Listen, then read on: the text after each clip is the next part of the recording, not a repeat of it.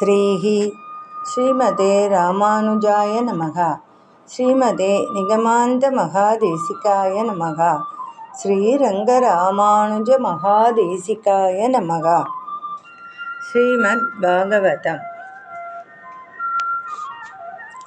கர்த்தமருடைய இரண்டாம் புதல்வியாகிய அனசூயை அத்ரி மகரிஷியின் பாரியை.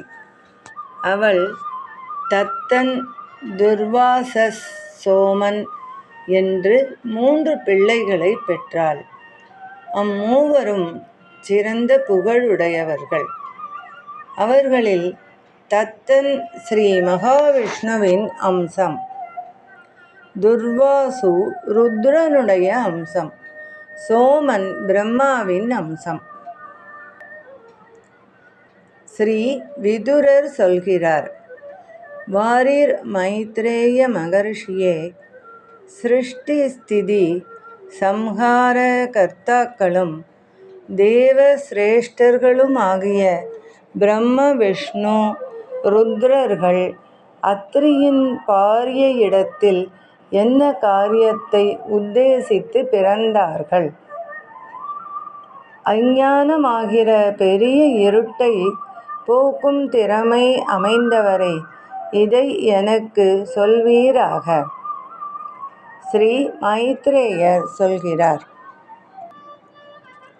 அத்ரி மகர்ஷி பிரம்மதேவனால் ஜகத்தை படைக்கும்படி தூண்டப்பெற்று தன் பத்னியாகிய அனசூயையுடன் தவம் செய்வதற்காக ருக்ஷம் என்னும் குல பர்வதத்திற்கு போனார்.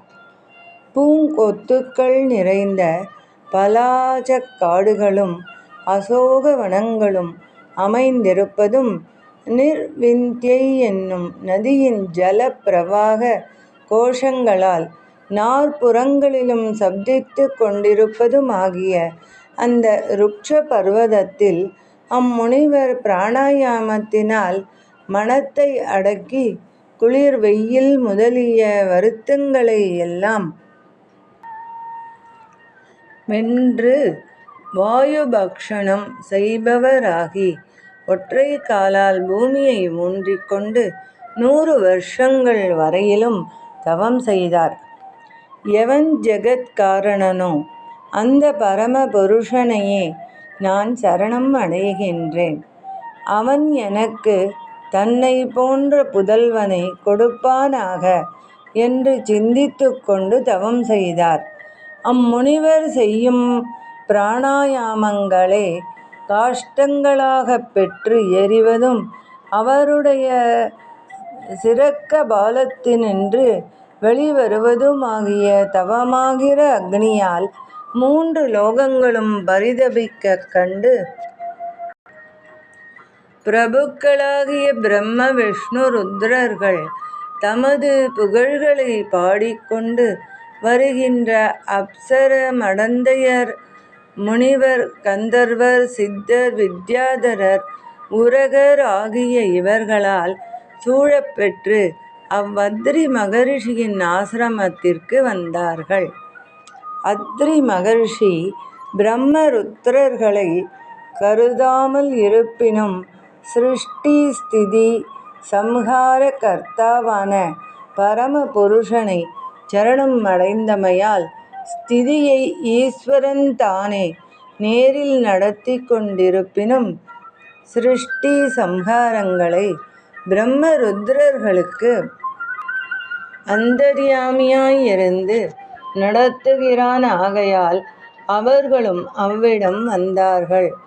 அந்த பிரம்ம விஷ்ணு ருத்ரர்கள் ஸ்பஷ்டமாக சமீபத்தில் வந்து தோன்றுகின்றமையால் மிகவும் வெளிச்சங்கொண்டு பிரகாசிக்கின்ற மனமுடைய அம்முனிவர் ஒற்றை காலால் நின்று கொண்டே தெய்வ சிரேஷ்டர்களான அவர்களை கண்டார். பிறகு பூமியில் தண்டம்போல் விழுந்து தண்டன் சமர்ப்பித்து பூஜைக்குரிய புஷ்பம் முதலியவற்றை கையில் ஏந்தி கொண்டு சமீபத்தில் நின்று இங்கனம் ஸ்தோத்திரம் செய்தார். அப்பொழுது ருத்ரன் விருஷப வாகனத்தின் மேலும் பிரம்மா ஹம்ச வாகனத்தின் மேலும் ஸ்ரீ மகாவிஷ்ணு கருட வாகனத்தின் மேலும் வீற்றிருந்தார்கள். அம்முனிவர் அந்த விருஷபம் முதலிய வாகனங்களாலும் அவரவர்க்கு அசாதாரணமாயுள்ள அடையாளங்களாலும் இவர் இன்னிவர் என்று தெரிந்து கொண்டார். மற்றும் அவர்கள் கருணை பொழிகின்ற கண்ணோக்கத்தினாலும் முறுவல் படிந்த முகத்தினாலும் தனக்கு அனுக்கிரகம் செய்ய வந்திருப்பதையும் அறிந்து கொண்டார். அம்முனிவர் அந்த பிரம்ம விஷ்ணு ருத்ரர்களின் தேஜஸினால் தடைப்பட்ட கண்களை மூடிக்கொண்டு தேவ சிரேஷ்டர்களான அவர்களிடத்தில் மனத்தை நிலை நிறுத்தி கைகளை குவித்து கொண்டு இனிய உரையுடன் இங்ஙனம் ஸ்தோத்திரம் செய்யத் தொடங்கினார். அத்ரி மகரிஷி சொல்கிறார். ஜகத்தின் சிருஷ்டி ஸ்திதி சம்ஹாரங்களுக்காக யுகங்கள் தோறும் சத்வ ரஜஸ் தமோ குணங்களில் ஒவ்வொன்றை ஒவ்வொருவராக ஏற்றுக்கொண்டு தேகங்களை கிரகித்து விளங்கும் பிரம்ம விஷ்ணு ருத்ரர்கள் அல்லவோ நீங்கள்? அத்தகையரான உங்களுக்கு நமஸ்காரம். நான் எவனை ஜெகதீஸ்வரன் என்று அழைத்தேனோ அவன் உங்களில் யாவன்? அவனை எனக்குச் சொல்வீர்களாக.